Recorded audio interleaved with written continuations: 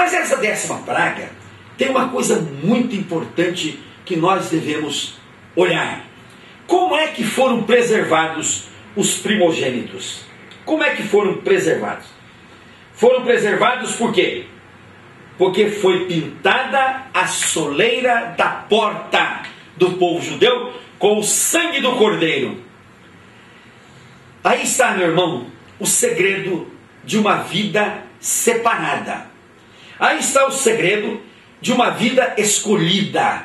Aí está o segredo de uma vida que não terá nenhum percalço, nenhuma dor, nenhuma enfermidade, não terá nenhuma angústia, nenhuma aflição, não terá nenhuma depressão, não terá nenhuma aflição, não terá nenhuma pobreza, não terá nenhuma miséria, porque Deus vai separar você, como um dia me separou, para uma vida especial, para uma vida diferente. Desde que eu adote na minha vida o sangue do Cordeiro, colocado à minha porta, colocado à minha frente, para que os males dessa vida não me atinjam. Porque, vejam bem, na 10ª praga, quem não tinha na soleira da porta o sangue do Cordeiro passado, o anjo entrava e matava todo o primogênito. Assim morreram naqueles dias o primogênito do faraó, o primogênito dos oficiais do faraó, o primogênito de cada egípcio, o primogênito de toda a terra egípcia, menos do povo hebreu, que tinha na porta o sangue do cordeiro. Meu irmão, por isso quando eu digo a você, que quando nós buscamos o Senhor Jesus, quando nós admitimos o Senhor Jesus na nossa vida, quando colocamos o Senhor Jesus na nossa vida, nós estamos preservados de todos os males, de todos os males. Eu quero trazer para você aqui agora o Salmo 91, para você ver como o Salmo 91 nos ensina que, vejam bem, pode cair 1000 à minha esquerda, 10.000 à minha direita, e eu não serei atingido. Porque nenhum mal vai me suceder, praga nenhuma vai chegar à minha tenda. Então nós que adotamos o sangue do Cordeiro, nós que admitimos o sangue do Cordeiro na nossa vida, nós que aceitamos o Senhor Jesus na nossa vida, nós estamos protegidos pela palavra do Senhor. E a palavra do Senhor não é palavra de homem que mente. A palavra do Senhor é verdadeira, ela não torna atrás, ela é verdade. E como verdade, ela obedece à única verdade que existe, que se chama Jesus Cristo. Porque Jesus Cristo disse: eu sou o caminho, a verdade e a vida. Nenhum mal vai nos atingir, nenhuma praga vai chegar à minha tenda. Pode cair 1000 à minha esquerda, 10.000 à minha direita, e eu não serei atingido. Isso é importante, meu irmão e minha irmã, que você veja agora nessa hora de crise. Mas o que é preciso fazer para nós estarmos separados, para nós sermos o povo de Deus? 3 coisas Deus exige de nós. A primeira coisa chama-se reconhecimento. A segunda coisa chama-se obediência. E a terceira coisa chama-se fé. Vamos falar do reconhecimento. O que Deus quer de nós? Deus quer que nós o reconheçamos como o único Deus, o único Senhor, e que reconhecemos o Senhor Jesus Cristo como seu Filho, o nosso Senhor e o nosso Salvador. Deus não quer a sua volta nenhum santo, nenhuma santa. Deus não quer a sua volta nem Maria, porque Deus é o único Deus, o único Senhor, e só a Ele nós devemos adorar, e só a Ele nós devemos dar cultos. Então a primeira coisa que Deus quer é que nós o reconheçamos.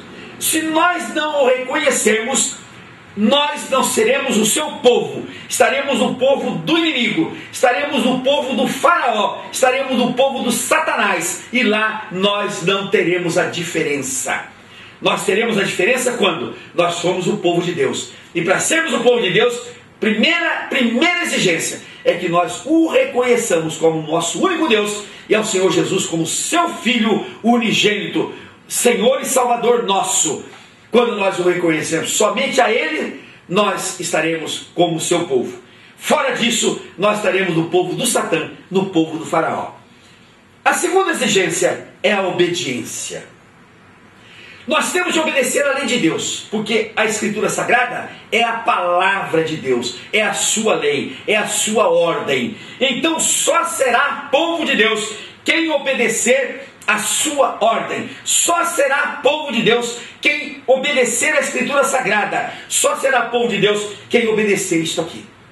E qual é a ordem que Deus dá? Amar a Deus sobre todas as coisas e ao próximo como a si mesmo. Segunda ordem que Deus dá: destrua todas as imagens, destrua todos os ídolos, destrua todas as imagens de escultura, destrua todos os altares, destrua todo o poste ídolo, destrua toda a imagem que estiver na tua casa, destrua, porque esta é a ordem de Deus. Se você quer ser um povo escolhido, se você quer ser um povo separado, se você quer ser o povo de Deus, você tem de obedecer esta ordem de Deus, que é amar a Deus sobre todas as coisas, amar ao próximo como a nós mesmos e destruir todas as imagens, todos os ídolos, todos os postes ídolos, todos os altares sobre os quais nós colocamos imagem, que para Deus é abominação, para Deus é corrupção, para Deus rompe com Ele a nossa ligação da aliança que Ele quer fazer conosco. A terceira coisa que Deus exige de nós é a fé. Sem fé é impossível agradar a Deus. Quem não tem fé não pode agradar a Deus. Quando eu o reconhecer como meu Deus, único Senhor, quando eu reconhecer como Jesus como meu Salvador, eu vou então obedecê-lo.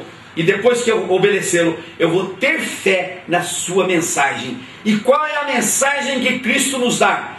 Cristo diz: eu sou o caminho, a verdade e a vida. Eu vim para vos trazer vida e vida em abundância. Se você quer ter vida e vida em abundância, em todo sentido, você seja um povo separado.